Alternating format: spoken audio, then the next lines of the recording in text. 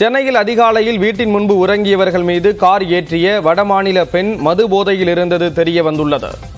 சென்னை அசோக் நகர் 10வது தெருவில் வசிக்கும் சரிதா என்பவரின் வீட்டு நிகழ்ச்சிக்கு ஏராளமான உறவினர்கள் சென்றனர். ஆனால் வீட்டிற்குள் போதிய இடம் இல்லாததால் சிலர் வீட்டின் முன்பு உள்ள சாலையில் உறங்கினர். அப்போது அதிகாலை 4 மணி அளவில் மகாராஷ்டிர பதிவெண் கொண்ட சொகுசு காரை ஓட்டிச் சென்ற வடமாநில பெண் ஒருவர் வீட்டின் முன்பு உறங்கியவர்களின் காலில் வாகனத்தை ஏற்றினார். மேலும் காரை நிறுத்தாமல் தப்பிச் செல்ல முயன்ற நிலையில் சாலை முட்டுச்சந்து என்பதால் வாகனங்கள் உறவினர்கள் சுற்றி வளைத்தனர். இதனைத் தொடர்ந்து விபத்து ஏற்படுத்திய வடமாநில பெண் காவல் நிலையத்தில் ஒப்படைக்கப்பட்டார். இதனிடையே விபத்தில் காயமடைந்த 4 பெண்கள் உட்பட 7 பேர் அரசு மருத்துவமனையில் சிகிச்சைக்காக அனுமதிக்கப்பட்டனர்.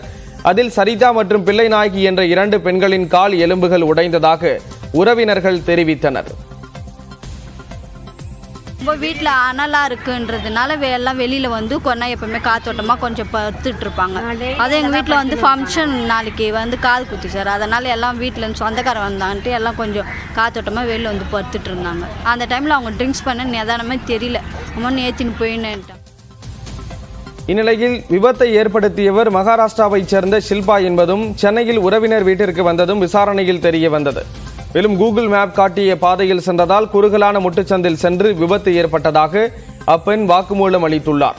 ஆனால் தொடர் விசாரணையில் அப்பெண் மது போதையில் விபத்தை ஏற்படுத்தியது அம்பலமானது. இது தொடர்பாக கிண்டி போலீசார் தீவிர விசாரணை மேற்கொண்டு வருகின்றனர்.